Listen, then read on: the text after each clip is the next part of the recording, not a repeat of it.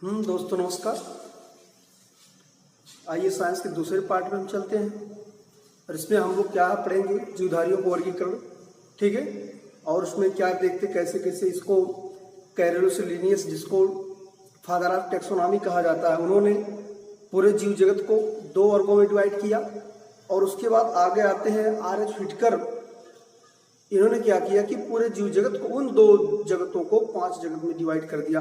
आइए हम इस पे बात कर लेते हैं, ठीक है। जीवधारियों का वर्गीकरण ध्यान दीजिएगा। ये जीवधारियों को वर्गीकरण, जीवधारी समस्त जीवधारी, चाहे पादप हो चाहे जंतु, यानी कि सूक्ष्म जीव से लेकर के मल्टी सेलुलर तक जितने भी जीव आते हैं सारे जीवधारी कहलाते हैं, ठीक है। अब ध्यान दीजिएगा, जिसमें मतलब श्वसन होता हो, जिसमें एक्सक्रिएशन होता हो यानी कि उत्सर्जन होता हो, रिप्रोडक्शन होता हो, ठीक है।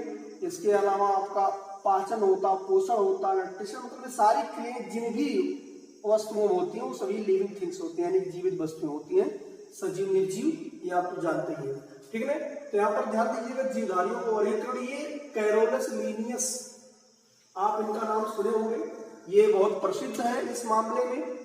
और साइंस में वर्गीकरण की बात जब भी आती है, जब भी वर्गीकरण की बात आती है तो कैरोलस लीनियस का नाम सबसे पहले लिया जाता है, ठीक है, क्योंकि कैरोलस लीनियस को हम वर्गीकरण का पिता कहते हैं, ठीक है। ध्यान दीजिएगा, वर्गीकरण का पिता, वर्गीकरण, father of taxonomy, father of taxonomy, यानी कि इनको टैक्सोनॉमी का जनक कहा जाता है। हम बात कर लेते हैं कि इन्होंने क्या किया था, कि मतलब ये इनकी कुछ पुस्तकें हैं, ध्यान दीजिएगा, Systema नेचुरी, genera plantarum, classes plantarum, ये 2-3 पुस्तक जो इंपॉर्टेंट, इसी की चर्चा मैं इसलिए कर रहा हूँ क्योंकि अक्सर परीक्षाओं में पूछ लिया जाता है। सिस्टमा नेचुरी तो अक्सर पूछा जाता है, सिस्टमा नेचुरी ये इंपॉर्टेंट पुस्तक है। इस सिस्टमा नेचुरी में इन्होंने क्या किया था कि जीवधारियों को 2 वर्गों में डिवाइड किया था, एक प्लांट और एक जंतु जगत, यानी कि एनिमल, ठीक है। अब ये प्लांट जगत और जंतु जगत में पूरे वर्ग, पूरे जीवधारियों को, समस्त प्राणियों को केवल 2 भागों में डिवाइड कर दिया, ठीक है, कैरोलस लीनियस, ये इंपॉर्टेंट नाम है। और ध्यान दीजिएगा, इनको बार बार मैं कह रहा हूं कि इनको जो है वर्गीकरण का जनक कहा जाता है, अर्थात फादर ऑफ टैक्सोनॉमी। इसके बाद आते हैं आर.एच. व्हिटकर, ठीक है। ये आर.एच. व्हिटकर जो लगभग 1969 में इन्होंने क्या किया था कि ये जो कैरोलस लीनियस के 2 जगत थे, पादप और जंतु जगत, इन 2 जगत को बेस मान करके, आधार मान करके इन्होंने क्या किया कि पूरे जीवधारियों को 5 जगत में डिवाइड कर दिया, ठीक है। इसमें पहला आपका आता मोनेरा। मोनेरा, ये ध्यान दीजिए, इसके अंतर्गत प्रोकैरियोटिक कोशिका आती है, जिसको पूर्व केंद्र की कहा जाता है। इसमें आपके जीवाणु हो गए, साइनोबैक्टीरिया हो गया, इत्यादि आते हैं, ठीक है। जीवाणु हो गया, साइनोबैक्टीरिया, ये सब मोनेरा के अंतर्गत आते हैं। और ये एक कोश की प्रोकैरियोटिक कोशिका होती है। दूसरा आता है प्रोटिस्टा, ठीक है। ये प्रोटिस्टा, इसलिए इसको बोला जाता है कि कहीं कहीं आपको ये दिया गया है कि ये प्रोस्टेबिलिस्ट, मतलब जो सबसे पहले स्थापित हुआ था स्थल पर, उसको प्रोटिस्टा कहा जाता है। और ये प्रोटिस्टा के अंतर्गत हम लोग अमीबा पढ़ते हैं, इब्लिना पढ़ते हैं, पैरामीशियम पढ़ते हैं, इत्यादि पढ़ते हैं, ठीक है। ये भी एक कोश की जीव होते हैं। फंजाई, जिसको कवक कहा जाता है, ठीक है, ये भी एक कोश की जीव होते हैं।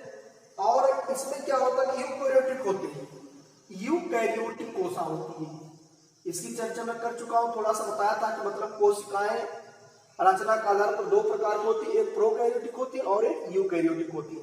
उसकी बात मैं कर चुका हूं, थोड़ा सा अभी आगे इसके बारे में हम पढ़ेंगे अच्छे से कि यूकैरियोटिक और प्रोकैरियोटिक कोशिका में कितनी मतलब क्या क्या अंतर होता है, इंपॉर्टेंट। तो मैंने आपको बताया फंजाई, एक कोश की जो कवक होते हैं, अक्सर आप देखते होंगे कि जो हम अचार रख देते हैं या रोटी रख देते हैं, उस पर मुरब्बा होता है, उस पर कभी कभी देखते हैं आपकी सफेद सफेद कुछ ऐसे पड़ जाते हैं, फफूंदी। तो फफूंदी ये फंजाई के अंतर्गत आती है, ठीक है। ये ध्यान दीजिएगा, इतर पोषी भी होते हैं, इतर पोषी का मतलब है दूसरे के ऊपर जीवन यापन करने वाले। परपोषी, स्वपोषी आपको पता ही होगा, ठीक है।